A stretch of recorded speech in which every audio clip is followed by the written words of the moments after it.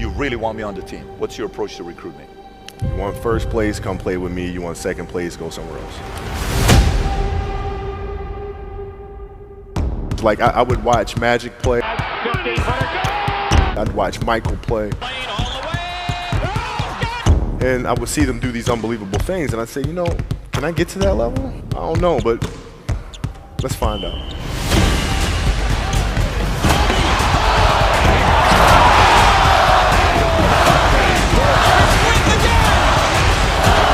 That's why he's the best player in the game.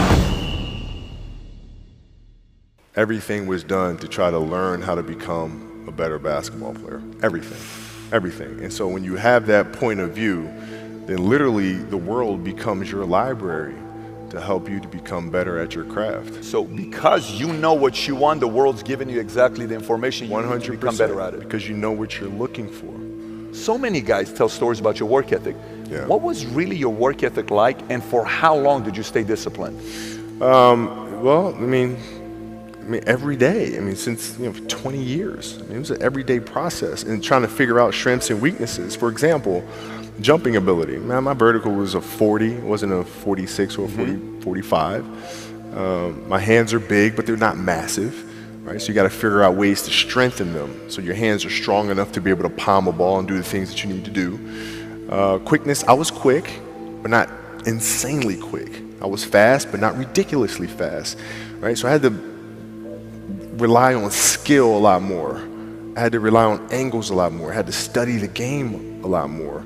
And but I enjoyed it though. So like from the time I can remember when I started watching the game, I studied the game, and it just never changed. It's a good separation for me, emotionally, to be able to put myself in a place where at practice or when I'm training or during games, I switch my mind to something else. I switch my mode into something else, right? For me, it's the equivalent of Maximus, Decimus, Meridius, and Gladiator picking up the dirt, smelling the dirt. It's go time, right? So that was my mental switch. It was like an actor getting ready for a film. You got to put yourself in that cage. When you're in that cage, you are that character. And then when you leave there, it's something completely different. But when I'm in that cage, bro, don't touch me, don't talk to me. Just leave me alone. How did you get mentally and emotionally so strong where it doesn't bother you? Well, you got to look at the reality of the situation. Like for me, it's not, you kind of got to get over yourself. Like, it's not about you, man. Like, okay, you feel embarrassed. You're not that important. Like, get over yourself. That's where you go. Get over yourself, right? Like you're worried about how people may perceive you, and like you're walking around and it's embarrassing because you shot 5 air balls. Get over yourself. Right? And then after that, it's okay, well, why did those air balls happen? Got it. High school, year before, we played 35 games, max, right? Week in between, spaced out, plenty of time to rest. In the NBA, it's back to back to back to back to back to back to back. I didn't have the legs. So you look at the shot, every shot was online. Every shot was online, but every shot was short. Right? I got to get stronger. I got to train differently. The weight training program that I'm doing, I got to tailor it for an 82-game season so that when the playoffs come around, my legs are stronger and that ball gets there. So I look at it with rationale and say, okay, well, the reason why I shot air balls is because my legs aren't there. I go, well, next year they'll be there. That was it. Done. Were there some names that you looked at and says, these 3 guys are as crazy as I am? At the time, I deal with what I've referred to as Goat Mountain. I went to Goat Mountain, and I talked to Magic, Michael, Bird, Hakeem Olajuwon, Jerry West, Oscar Robinson, Bill Russell. So I would talk to them. What did you do? What were your experiences? Michael in particular, he's become my big brother. He's been my big brother since I first came in the league. And what was that process like? So I went to them and started understanding the ins and outs of the game, and how they approach things and their level of detail and obsessiveness, and that's what I did.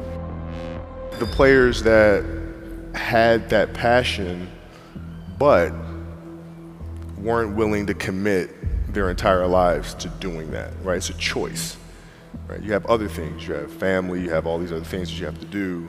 The game can't really be your #1 priority. And so I was looking at that like, man, this is going to be fun. If I'm buddies with you from high school, if I'm a cousin of yours, what happened to our relationship? How did that gravitate when you went into the league and you're determined to become the greatest, or you're determined to become one of the greatest? What happens to our relationship? Well, it suffers. It does suffer. Oh, yeah. Okay. Yeah. And you understood that. You were okay yeah. with that. Well, yeah. And the people that love you, like friends and family, like they know that about you. Got it. So they let you be you. And when you reconvene, you pick back up where you left off. Mm-hmm. But make no mistake about it, everything in between is lost, right? So those long-term relationships, the commitment of time of, taking vacation. Like I see a lot of players take vacations with other players that are close friends. And they'll just take vacations just to take vacations, or just hang out just to hang out. Like I never did that. Why not though? Why didn't you do that? Well, because when I retire, I didn't want to have to say, I wish I would have done more. I don't want that. I don't want that. You got a lot of people paying their hard-earned money to come watch you perform. Perform. It's your job to be in shape. It's your job to be strong enough to perform at that level every single night. And as a competitor, I'm not ducking shit. Like, it's not, oh my God, my back hurts, I'm sore, we got to play Vince Carter and Toronto Raptors tonight. We actually had this happen. We had a game against Toronto in 2000, and Vince was tearing the league up. My back was jacked. But like the perception of that, like what?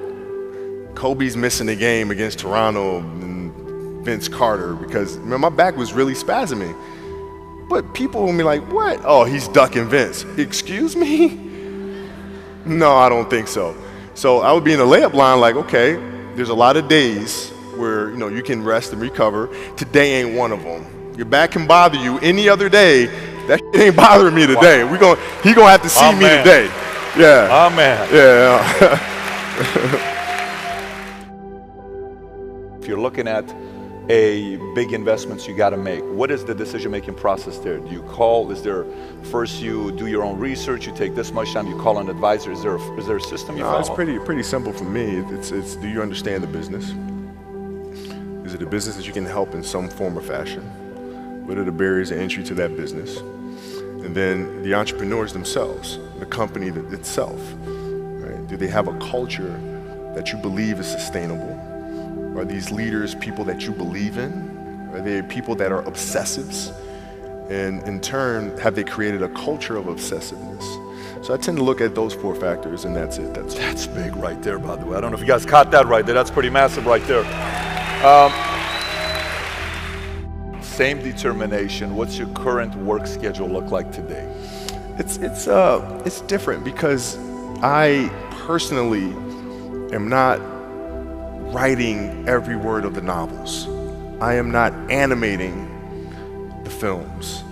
What I have to do now is make sure that the people that we bring in, these obsessives that we bring in, are challenging themselves to do the best job that they think they can do. That's what I'm there for, is for them to constantly look in the mirror and self-assess and challenge themselves.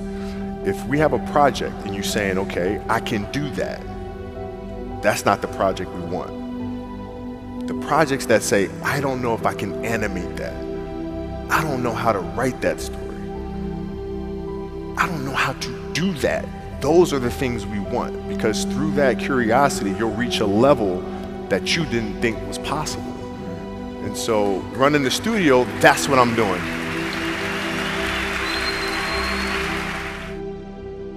You're playing against the Golden State Warriors. Score is 107-109. You guys are close to getting into the playoffs.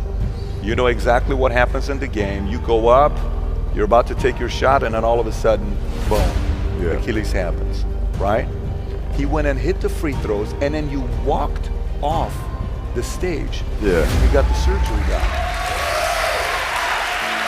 I went in the trainer's room, my kids are in there, and they're looking at you and stuff, and I'm looking at them, and I'm like, it's all right, Dad's gonna be all right. It'll be fine. It'll be all right. It'll be all right. It'll be all right. As a parent, you gotta set the example. You gotta set the example. This is another obstacle. This obstacle cannot define me. It's not gonna cripple me. It's not gonna be responsible for me stepping away for the game that I love. I'm gonna step away on my own terms. And that's when the decision was made that, you know what, I'm doing it. I'm doing it. You're a freaking beast, bro.